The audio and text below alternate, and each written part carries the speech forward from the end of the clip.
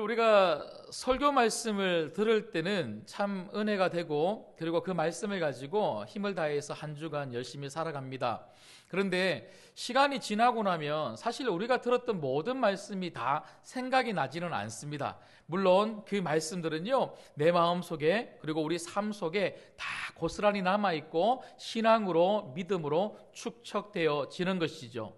그런데 어떤 말씀들은요, 시간이 가면 갈수록 또렷하게 기억나는 말씀들이 있더라는 것이죠. 제게도 그런 말씀들이 여러 편이 있는데, 특별히 제가 전도사 때 사역하는 교회에서 담임 목사님께서 하신 말씀이 세월이 가면 갈수록 계속해서 생각이 납니다. 그 말씀 중에 하나가 뭐냐면요, 그분이 전도사 때였어요. 그분이 전도사 때 이제 신대원을 다니면서 사역지를 구하는데 사역지가 그렇게 안 구해지더래요. 그래서 결국에는요, 시골에 가서 사역을 하게 되었는데, 그래도 그곳에 보내주신 하나님이 너무 감사하고, 성도님들은 할머니, 할아버지 몇 분밖에 안 되지만 그래도 열심히 매일처럼 이렇게 매일 신방하고, 그리고 예수 믿지 아니하는 어르신들, 그러니까 시골에 어르신들 많잖아요. 막 돌아다니면서 사람들 만나고 어르신들도 만나면서 복음을 그렇게 전했다고 해요. 그리고 시골에서 목회를 하면 이 농번기 때는 그렇게 또 열심히 또 사모님하고 또 도와주고, 하여튼 그곳에 있는 교인들 그리고 마을에 있는 주민들하고 같이 생활하면서 그렇게 재밌게 신앙생활을 했다 그러는데, 그런데 하루는 대구에 있는 큰 교회에서 장로님 두 분이 찾아오셨다는 거예요. 장로님 두 분이 찾아오셔서 자기 교회에 담임 목사님께서 보내서 왔는데, 우리 교회에 부목사를 청빙하는데 당신이 우리 교회에 오셔서, 목사님이 우리 교회에 오셔서 좀 행정 목사가 되어 주십시오 하고 그렇게 오셨다는 거예요.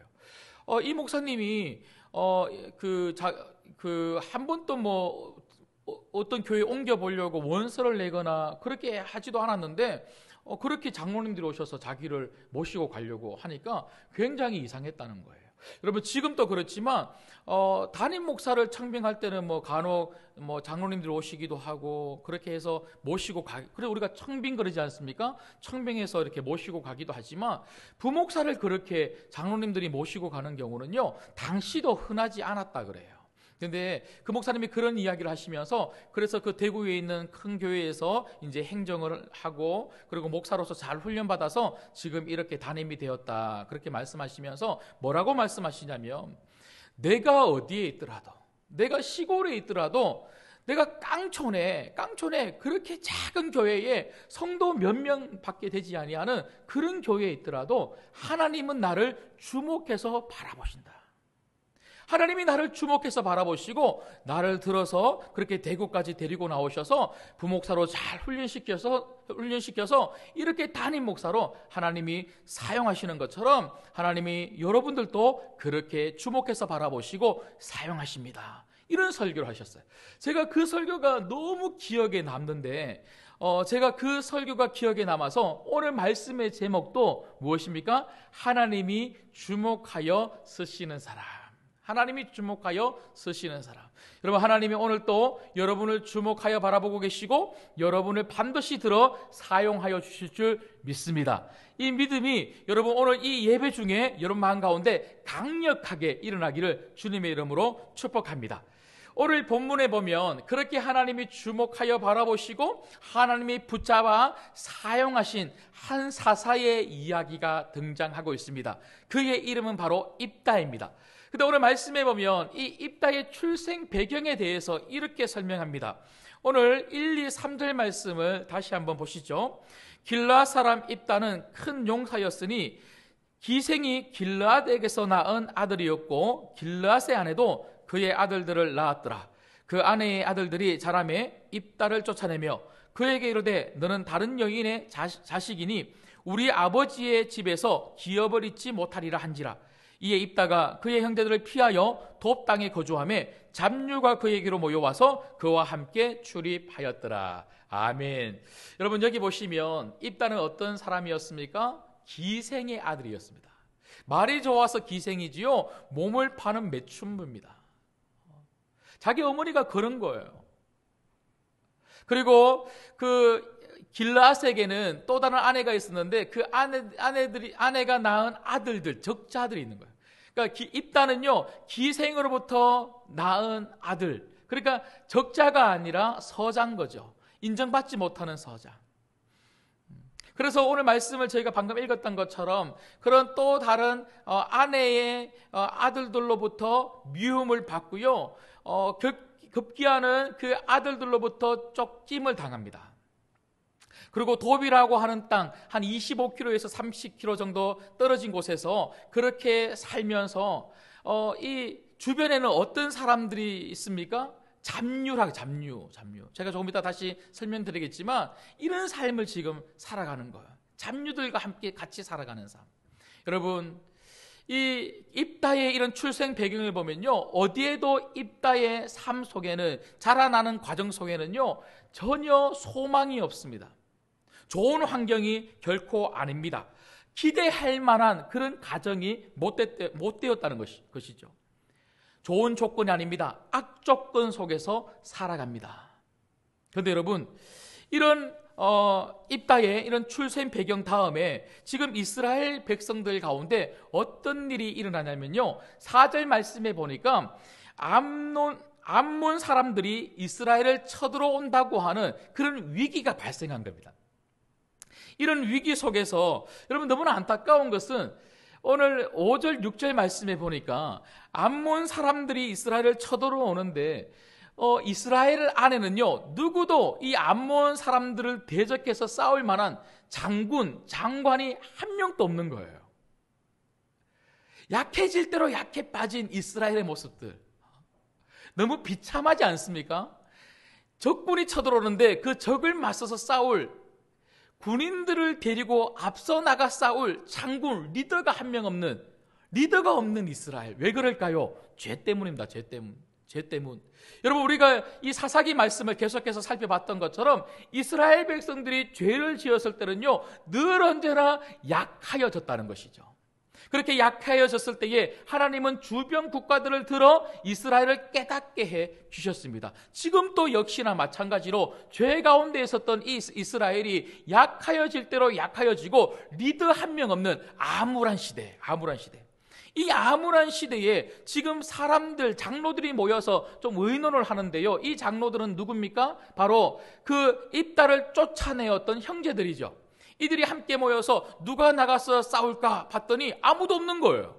아무도 없는데 갑자기 누가 생각이 났냐면 입다가 생각이 났습니다. 오늘 말씀을 저희가 읽었던 것처럼 입다는 큰 용사라 그러는데 아마 입다가 큰 용사라고 하는 이 사실을 이들은 잘 알고 있었던 것 같아요. 그래서 오늘 5절 말씀에 보면 입다를 데리고 와야 되겠다. 입다를 데리고 오면 입다가 우리를 위하여 싸워주고 그래서 우리 이스라엘을 구원해줄 장관이 될 수 있겠다. 이렇게 생각하고 찾아갑니다. 찾아가서는요, 오늘 6절 말씀에 보니까 같이 한번 읽어볼까요? 자, 6절 말씀 같이 읽겠습니다. 시작. 입다에게 이르되 우리가 암몬 자손과 싸우리 하니 당신은 와서 우리의 장관이 되라 하니. 아멘. 야, 여러분 멋지지 않습니까? 통쾌하지 않습니까? 자기를 내쫓았던 그 형제들, 그 장로들이 오히려 찾아와서는요, 지금 뭐라고 이야기하는 것입니까? 우리를 좀 도와주십시오 하고 손을 내밀고 있는 거예요. 여러분, 이런 그 장로들의 그 요청에 처음에는요, 있다가 거절했다가 오늘 11장 9절 말씀에 보면 그들의 요청에 응답을 하면서 입다가 뭐라고 고백을 하냐면요, 자, 9절 말씀 제가 한번 읽어드릴 테니까 잘 한번 들어보십시오.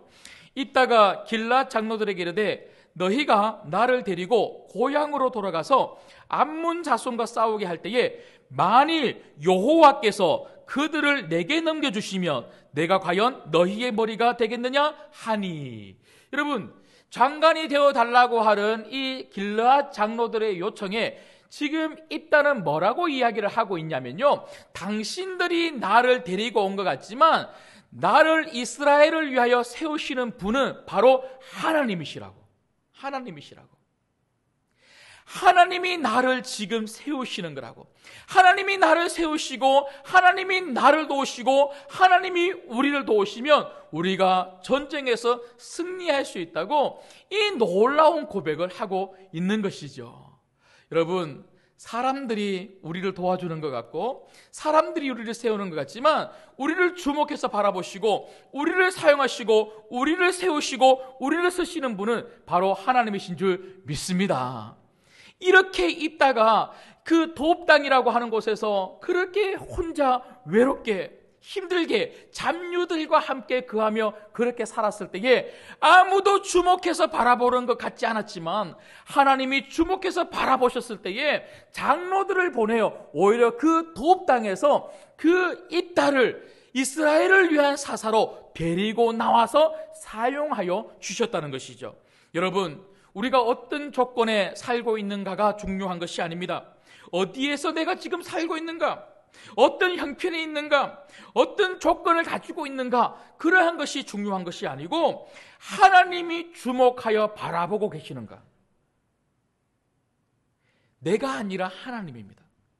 내가 가지고 있는 것이 아니라 하나님이 나를 바라보시고 나를 붙잡으신다면 우리 인생은, 우리 가정은, 우리 자녀들은, 우리 신광교회는 놀랍게 쓰임받는 하나님의 일꾼된 가정, 하나님의 일꾼된 교회 되게 될 줄 믿습니다.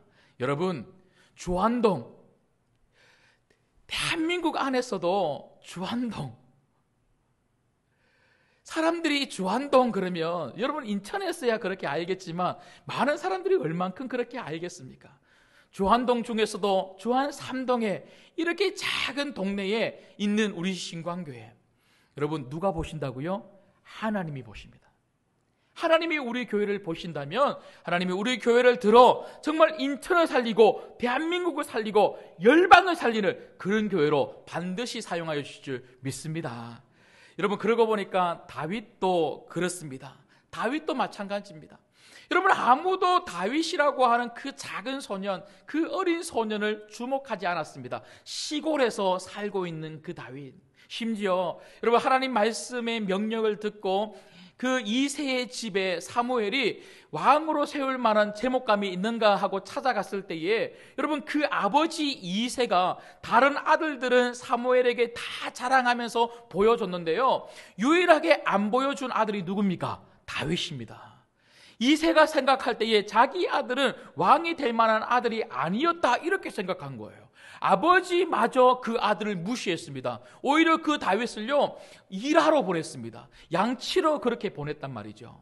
여러분, 그런데 그 아버지가 무시했어요.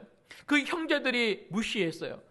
하지만 그 무시당한 그 다윗을 누가 주목해서 바라보셨습니까? 하나님이십니다. 사무엘이 아들들 한 명 한 명 그렇게 보고 있을 때에 하나님이 사무엘 마음 가운데 뭐라고 말씀하셨습니까? 이렇게 말씀하셨습니다.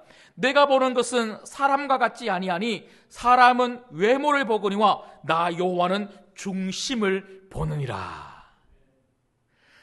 외모를 보고 있을 때에 누가 왕이 될 만한 제목감인가? 내가 왕이 될 상인가? 예. 누가 왕이 될 만한 사람인가 하고 그렇게 보고 있었을 때에 하나님은 그거 아니야. 그거 아니야. 내가 보는 사람 뽑아야 돼. 내가 보는 사람 뽑아야 돼. 그래서 하나님이 보신 그 다윗을 사무엘이 왕으로 세웠다는 거예요. 여러분, 우리 예수님도 그러시죠? 예수님도 이 낮고 낮은 땅 위에 육신의 몸을 이끌고 이 땅에 오셨습니다. 베들레헴이라고 하는 아무도 주목하지 아니하는 작은 마을에, 그것도 말구유 위에 태어나신 분이 바로 예수님이셨습니다. 그러나 그 예수님이 우리 인류를 구원하신, 십자가 위에서 우리 인류를 구원하신 그 예수님으로, 그 메시아로, 그 구원자로 하나님이 들어서 사용하셨다는 거예요.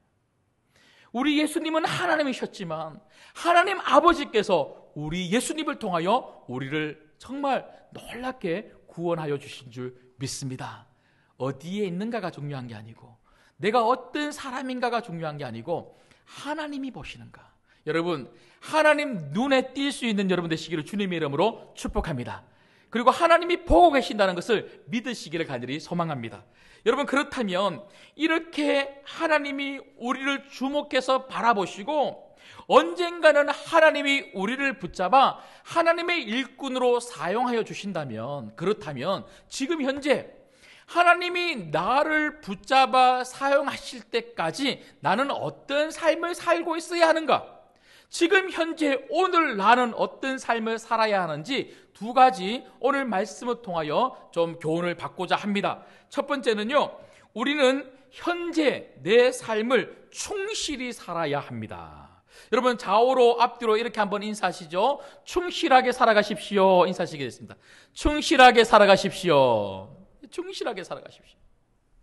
여러분, 우리의 삶은요, 내 삶은 결코 아주 작은 삶이 아닙니다. 나는 아무렇게나 이 땅에 태어난 존재가 아니라는 거예요. 내가 살아가는 내 인생, 내 시간은 하나님이 허락하여 주신 너무나 값진 시간이라는 것입니다. 내 인생이 그렇고요, 내 시간이 그렇다는 거예요. 그런데 이런 인생과 이런 시간을 대충 살아서 되겠습니까? 여러분, 최선을 다해서 성실하게 우리 인생을 살아내야 되지 않겠습니까? 내가 어떤 환경에 있다 할지라도 좌절하지 아니하고 실망하지 아니하고 상처받지 아니하고 내 삶 속에 충성스럽게 열심히 살아간다면, 성실하게 살아간다면 하나님은 반드시 그 사람 사용하여 주신다는 거예요. 여러분, 저는 오늘 말씀을 준비하다 보니까요, 누가 생각이 났냐면 지난주에 저희가 살펴보았던 아비멜렉이라고 하는 그 사람이 오버랩되면서 입다하고 너무나 비교가 되는 거예요. 여러분, 지난주 말씀을 통해서 우리가 들었던 그 아비멜렉의 출생의 배경이나 오늘 입다의 출생의 배경이 너무나 비슷하지 않습니까? 서자였어요. 그리고 형제들로부터 미움을 받아서 쫓겨난 아들들이었습니다. 그런데 아비멜렉하고 지금 입다하고 다른 것은 무엇입니까? 아비멜렉은요, 상처투성이었어요. 분노투성이었어요. 내가 나중에 자라면, 크면 저 형제들 가만히 내버려 두지 않을 거야. 나는 저들을 짓밟고 왕이 될 거야. 이러면서 여러분, 급기야 그는 어떤 인생을 살았습니까? 형제들을, 불량배들을 통해서 다 죽이는 그런 악한 인생으로 그렇게 전락해버리고 말았지 않습니까? 하지만 여러분, 오늘 말씀해 보면 입다는요, 상처가 없어요. 여러분, 이게 너무너무 중요해요.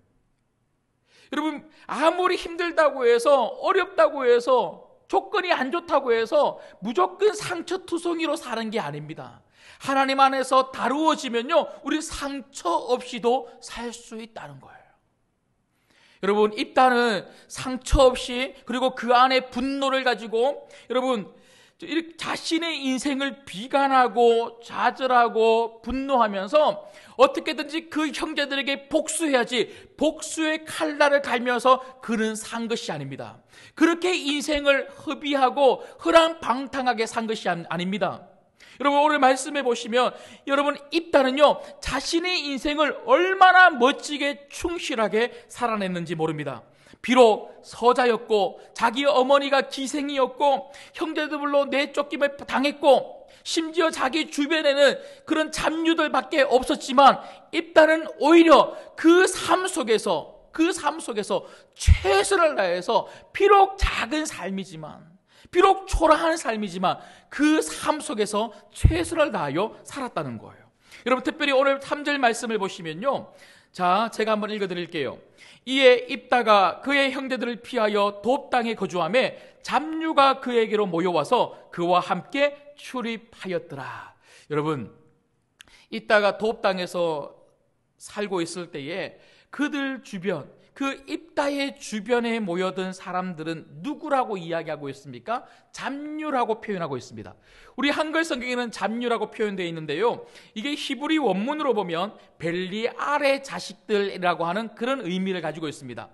이 단어의 뜻은 바로 무익한 사람, 사악한 사람, 불경건한 사람, 한마디로 이야기하면 바로 불량배라는 거. 불량배, 깡패, 불량배. 사람들에게 영향을 악하게 미치는, 그냥 술이나 먹고 흥청망청 인생을 그렇게 보내는 그런 악한 사람들. 여러분, 그런데 이런 사람들과 함께 출입했다는 것은 지금 이 입다도 그들과 함께 똑같이 술 마시고 사람들하고 싸우고 힘을 막 쓰고 이러면서 그렇게 산 것일까요? 그게 아닙니다. 여러분, 저는 여러 책을 제가 참고해서 살펴보았는데요, 동일하게 사람들이 하는 이야기는 뭐냐면, 여러분 1절에 나오는 큰 용사라고 하는 이 단어와 좀 연관해서 3절의 말씀을 살펴보면, 이 입다는 그런 불량배들을 데려다가 오히려 그들을 교육하고 훈련시켜서 새로운 인생을 살 수 있도록 만들어주는 그들의 리더가 되었다는 거예요. 나중에는 이 암몬 사람들을 쳐부실 때에 이 입다가 훈련시킨 이 불량배와 같은 이 사람들, 이 불량배와 같은 이 사람들이 훈련받아서 새롭게 바뀐 이 공동체를 통해서 많은 공을 그렇게 세우게 한 것이겠죠. 여러분, 어떻게 하면 그렇게 할 수 있었을까요? 여러분, 한번 잘 생각해 보십시오. 어머니가 기생이에요. 창녀예요. 몸을 파는 매춘부였어요. 손가락질 당하면서 그렇게 살았지 않겠습니까? 아버지와 같이 살지 못하고 형제들로부터 미움을 당하고 쫓겨날 때까지 얼마나 눈치 보면서 그렇게 살았겠습니까? 미움을 당하면서 그렇게 살다가 급기야는 형제들로부터 너는 우리 집안에 필요 없어, 우리 집안의 기업을 너는 잊지 못해, 너는 빨리 나가 하고 그렇게 내쫓김을 당합니다. 도망치듯이 돕당이라고 하는 곳에 그렇게 왔어요. 그렇게 왔는데, 그렇게 외롭게 왔는데, 그렇게 힘들게 살다가 왔는데 가만히 보니까 자기 주변에 이제 친구들이 생기기 시작하는 거예요. 그런데 그 친구들이요, 술만 먹고요, 술 먹으면 막 장난이 아닙니다. 사람들 때리고 막 싸우고 막 깡패들인 거예요. 여러분, 여러분 그런 환경 속에서 입다가 어떻게 살아있을 것 같습니까? 똑같이 술 먹고 흥청망청 자기 인생 비관하고 좌절하고, 인생은 뭐 될 대로 되라, 뭐 세월아 내워라 하고 그렇게 막 보낼만 하지 않습니까? 그렇게 보내도 누구 하나 이따가 왜 그럴까? 아마 그렇게 욕할 사람 없을 거예요. 그렇게 할만 하겠다. 저 사람 환경을 보니까, 저 사람 형편을 보니까, 저 사람 가정을 보니까 저렇게 살만 하겠다. 그렇게 이야기할 수 있지 않겠습니까? 그런데 입다는요, 그렇게 하지 않았다는 거예요. 어떻게 그렇게 하지 않고 자신의 삶 속에서 최선을 다해서 멋지게 살 수 있었을까요? 이유는요, 하나입니다. 하나님 뜻을 그는 알았기 때문에 그렇다는 거예요. 내 인생을 향한 하나님의 뜻, 결코 하나님은 그냥 나를 내버려 두지 않으실 것이라고 하는 하나님의 역사하심, 하나님의 일하심을 그는 믿었다는 거예요.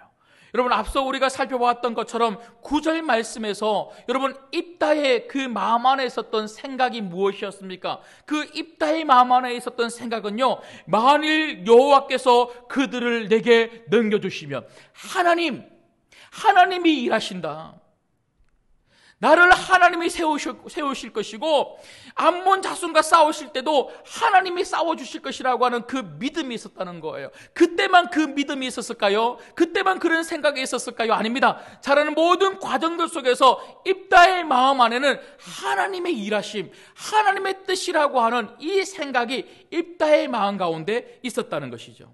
여러분, 입다는요, 이런 믿음의 눈, 이런 하나님의 눈으로 자신의 인생을 바라봤다는 거예요.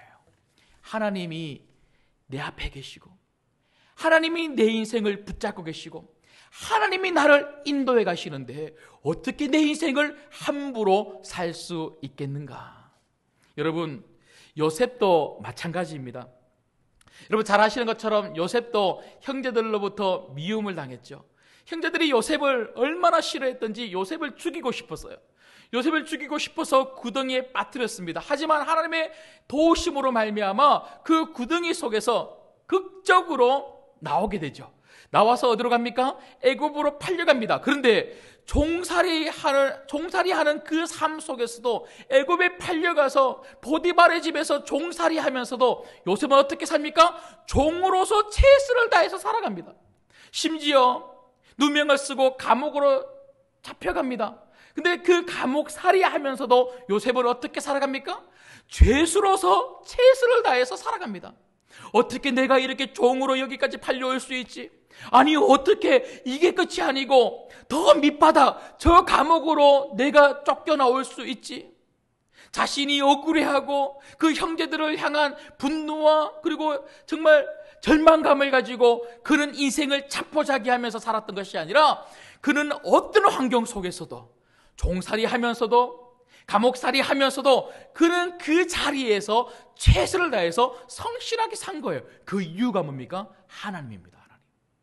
그는 하나님 앞에 있었기 때문에, 하나님의 뜻을 너무나 잘 알았기 때문에, 하나님의 뜻을 그는 바라보았기 때문에 내 인생 여기서 끝이 아니다. 하나님이 나를 붙잡으시고 나를 사용하신다. 그 하나님의 뜻을 알았기 때문에 그는 인생을 열심히 살 수 있었던 것이죠. 여러분, 그래서 창세기 50장 20절에 보면 마지막 창세기장에서 그 요셉은 형제들에게 자신의 그동안 살아오면서 어떤 마음으로 살아왔는지 이렇게 믿음으로 고백합니다. 당신들은 나를 해하려 하였으나 하나님은 그것을 선으로 바꾸사 오늘과 같이 많은 백성의 생명을 구원하게 하시려 하셨나니. 여러분, 요셉이 가지고 있었던 그 마음이 무엇이었습니까? 내 모든 삶을 하나님은 선으로 바꾸신다는 하나님의 뜻을 향한 마음이었습니다. 여러분, 오늘 또 그 마음이 여러분 안에 있기를 주님의 이름으로 축복합니다. 여러분 인생을 향한 하나님의 뜻이 있다는 거예요. 하나님이 주목하여 바라보시면서 하나님은 그 뜻을 향하여 지금 여러분들을 다듬어가고 계시고요, 반드시 그 뜻을 향하여서 하나님은 여러분을 붙잡아서 그 뜻의 자리에 반드시 세우실 줄 믿습니다. 지금 우리의 현실이 불만족스러울 수 있습니다. 내가 생각한 그런 상황이나 그런 형편이나 그런 조건이 아닐 수 있습니다. 그러나 그 상황조차도 하나님의 뜻임을 믿으시기를 주님의 이름으로 축복합니다. 여러분들이 어떤 상황과 어떤 조건에 지금 놓여 있다 할지라도 그 상황은 하나님이 허락하신 하나님의 뜻이라는 거예요. 그렇다면 그런 상황과 그런 악조건 속에서도 하나님은 여전히 우리와 함께 하시면서 우리를 지키시고 우리를 도우신다는 것이죠. 그리고 결국에는 우리를 하나님이 뜻하신 그 자리에 세우셔서 하나님의 일을 감당하는 하나님의 일꾼으로 사용하신다는 것입니다. 그렇다면 오늘 우리들 마음속에 이런 믿음의 고백이 있어야 할 것입니다. 지금 내 상황과 내 조건은 하나님의 일꾼으로 준비되는 최선의 상황입니다. 다시요.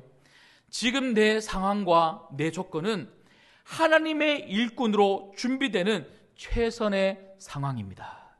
여러분, 우리가 이것을 믿을 때에 내 인생을 함부로 살지 아니하고 하나님 앞에서 이 준비되는 이 시간을 최선을 다해서 열심히 살 수 있다는 것이죠. 여러분, 오늘 이 말씀이 여러분들에게 정말 여러분의 말씀이 되어서 여러분의 모든 삶의 자리에서 하나님이 지금 나를 보고 계신다. 나는 지금 하나님 앞에 있다. 하나님이 지금 나를 빚어가고 계신다. 내가 어떤 상황과 어떤 환경에 지금 놓여 있다 할지라도 하나님이 반드시 나를 붙잡아 나를 사용하신다. 이 믿음 속에서 오늘 여러분 하루의 삶을 최선을 다하여 성실하게 살아가시기를 주님의 이름으로 축복합니다. 그런가 하면 두 번째로, 여러분, 하나님이 나를 바라보시고 하나님이 나를 사용하신다면 오늘 나는 어떠한 삶을 살아야 할까요? 그것은 바로 우리는 현재 하나님을 신실하게 믿어야 한다는 것입니다. 여러분, 오늘 본문을 보시면 입다가 여러 가지 어려운 악조건 속에서도 정말 어디에도 희망을 가질 만한, 그리고 소망을 가질 만한 그런 형편이 아님에도 불구하고 하나님께 쓰임받을 수 있었던 이유는 다른 게 아닙니다. 그건 바로 입다의 하나님을 향한 신실한 마음과 믿음이었습니다. 여러분, 하나님은 어떤 사람 사용하십니까? 하나님은 어떤 사람 주목해서 바라보십니까? 하나님은 어떤 사람 좋아하십니까? 믿음 좋은 사람입니다. 여러분, 믿음 좋은 사람이 되기를 주님의 이름으로 소망합니다. 믿음만 좋으면 되는 거예요. 다른 어떤 것을 다 가지고 있어도 믿음 없으면 사용될 수 없습니다. 다 없어도 믿음만 있으면 하나님 믿음 있는 그 사람을 반드시 주목하시고 반드시 그 사람 사용하여 주신다는 것이죠. 여러분, 우리가 여러 군데에서 입다의 믿음을 확인할 수 있지만 특별히 11절 말씀을 한번 보십시오.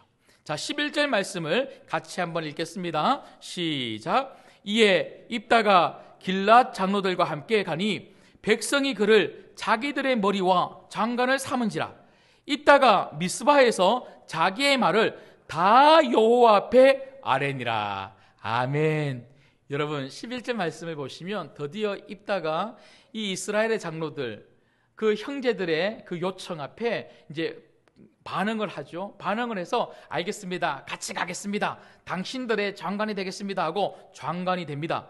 그런데 장관이 되고 나서 제일 먼저 한 게 뭡니까? 입다는요, 미스바에서 하나님 앞에 기도를 했다는 것입니다. 여러분, 누가 하나님 앞에서 기도를 할 수 있습니까? 하나님을 믿는 사람입니다. 하나님, 내 힘으로는 안 돼요. 내 능력으로는 안 돼요. 하나님 지혜를 주세요. 하나님 능력을 주세요. 하나님이 싸워주세요. 하나님이 하시면 저는 할 수 있습니다. 이런 믿음이 입다 가운데 있었기 때문에 입다는 하나님 앞에서 제일 먼저 기도를 한 것이죠. 여러분, 이때만 기도를 했을까요? 저는 그렇게 생각하지 않습니다. 늘 입다는요, 기도하는 사람이었기 때문에 이 순간에도, 이 절박한 순간, 이 가장 중요한 순간, 싸움을 앞두고 있는 이 순간, 장관이 된 이 순간, 이 순간에 하나님 앞에 기도를 할 수 있었던 것입니다. 여러분, 요즘 저희들이 1시간 기도 운동을 하고 있습니다. 사사기를 시작하고 난 다음에 제일 먼저 1시간 기도 운동 하십시다 하고 여러분들에게 말씀을 드리면서 사사기 끝날 때까지 매일 하루에 1시간씩은 기도하자고 제가 말씀을 드리고 있어요. 근데 여러분, 1시간씩 기도하자고 하는 것은요, 1시간씩 기도하면 우리 모든 문제가 해결되고 그리고 우리 모든 기도 제목들마다 응답을 받기 때문에 기도를 해야 됩니다. 제가 그것만 여러분들에게 말씀을 드린 것이 아닙니다. 물론 그게 참 중요하기 때문에 하루에 1시간씩 기도하자고 말씀드린 것은 맞습니다. 그럼에도 불구하고 기도의 자리는요, 응답만 받는 자리가 아니라 우리 믿음의 분량과 용량이 커지는 자리가 바로 기도의 자리인 줄 믿습니다. 왜 그렇습니까? 기도는 믿음으로 하는 것이기 때문에 그렇습니다. 믿음으로 하나님께 맡기고 믿음으로 맡겼다면 믿음으로 내 삶 속에 나아가 믿음으로 당당하게 살아가는 것이 바로 기도이기 때문에 그렇습니다. 그래서 기도 많이 하는 사람들은요, 하루에 1시간씩 기도하는 사람들은요, 믿음의 분량이 계속 커지는 거예요. 기도하는 사람은 눈빛이 다릅니다. 믿음의 눈빛이에요. 당당해요. 그전에는요, 늘 쭉 처져 있었는데 기도하기 시작하면 이게 눈빛이 살아나요. 기도하는 사람은요, 말이 달라져요. 그전에는 안 된다, 죽겠다, 힘들다, 억울하다, 속상하다, 초조하다, 불안하다, 큰일 났다, 늘 이런 부정적인 말을 했는데 기도하기 시작하면요, 말부터 바뀌는 거예요. 기도하는 사람들은요, 태도도 달라지고요, 기도하는 사람들은 행동도 달라집니다. 왜 그렇습니까? 믿음이 기초가 되기 때문에 그렇습니다. 여러분, 1시간씩 기도하는 이 기도 운동을 대충 생각하지 마십시오. 해도 되고 안 해도 되는 것으로 생각하지 마십시오. 반드시 함께 동참해 주시기를 주님의 이름으로 축복합니다. 여러분의 믿음의 분량이 더 커지는 시간이 되게 될 줄 저는 정말 확신하고 믿습니다. 그렇게 믿음의 분량이 커질 때 하나님은 여러분들을 들어 사용하여 주신다는 거예요. 믿음의 분량이 커지면 커질수록 사용되는 그때가 가까워 오는 거예요. 하나님이 언제 사용하십니까? 충분히 믿음의 분량이 커졌을 때, 이만하면 됐다 했을 때 하나님은 우리를 부르시는 거예요. 그때까지는요, 뭐 하면 됩니까? 믿음의 분량을 키우면 되는 겁니다.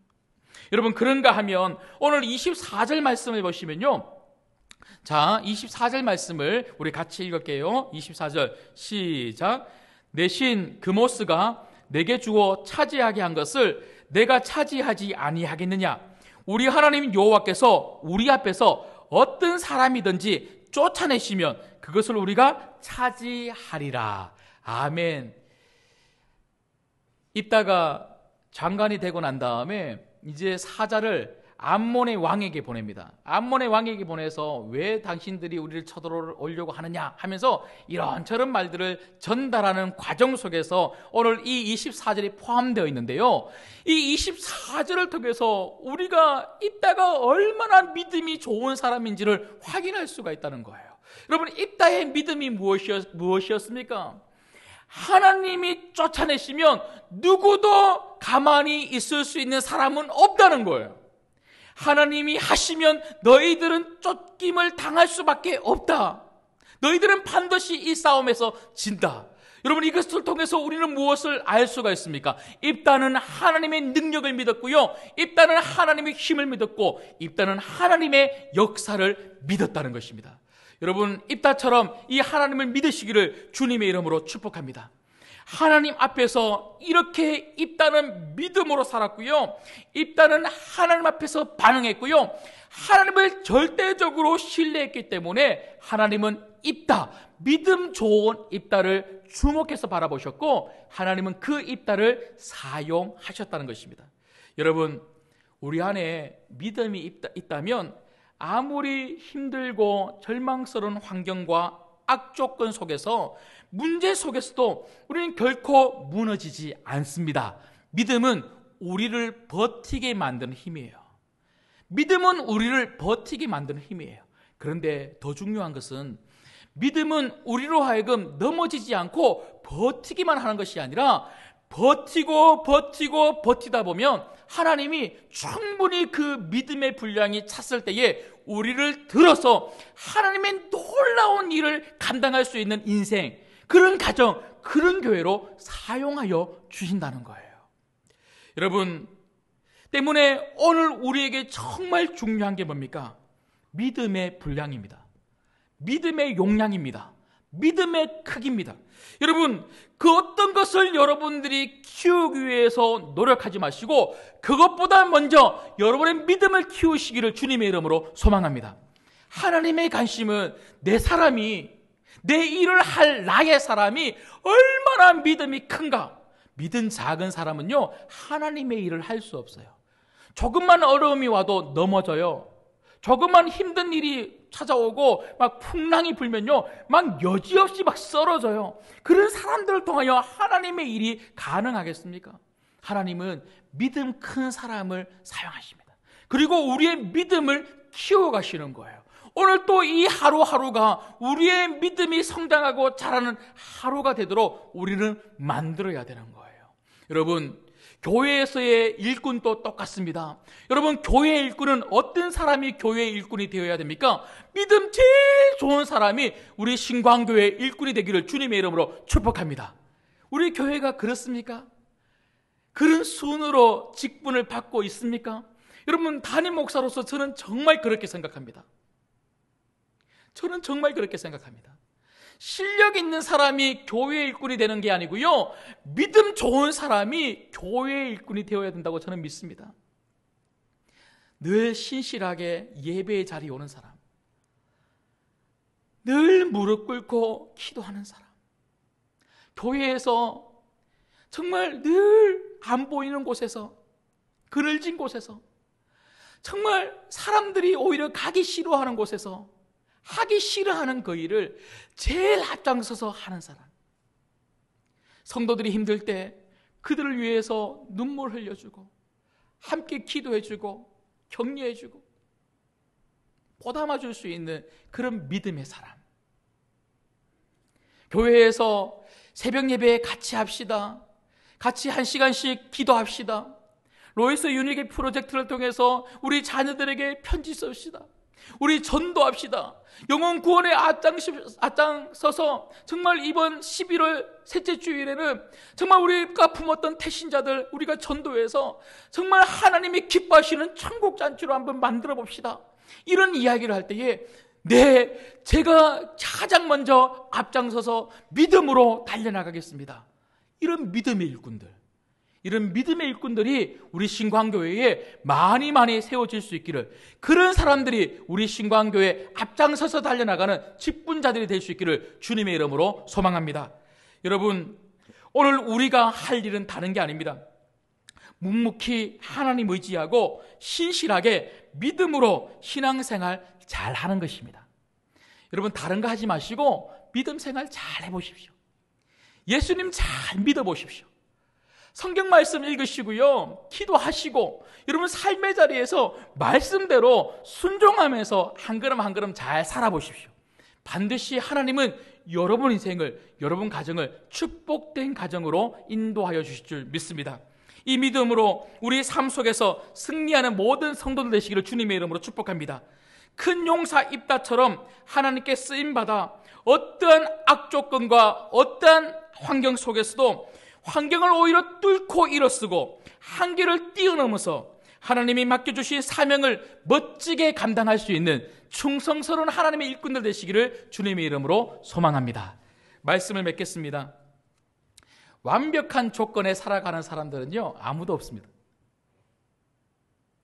이 땅에 사는 모든 사람들, 그리고 이 자리에 오신, 그리고 예배를 드리는 모든 우리 성도들은요, 나름대로 한계와 약점과 어려움들을 가지고 살아갑니다.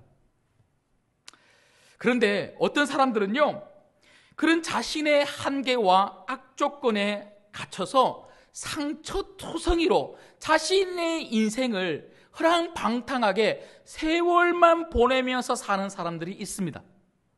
그냥 시간만 보내는 거예요. 그런데 어떤 사람들은 그런 악조건 속에서도 멋진 인생을 살아가는, 충성스럽게 인생을 살아가는, 정말 너무나 즐거운 마음을 가지고, 어떤 사람들이 딱 볼 때는요, 저런 환경 속에서도 어떻게 저렇게 웃으며 살 수 있을까? 어떻게 저렇게 최선을 다해서 인생을 살아갈 수 있을까? 그런 말을 들으면서 살아가는 사람들이 있더라는 것이죠.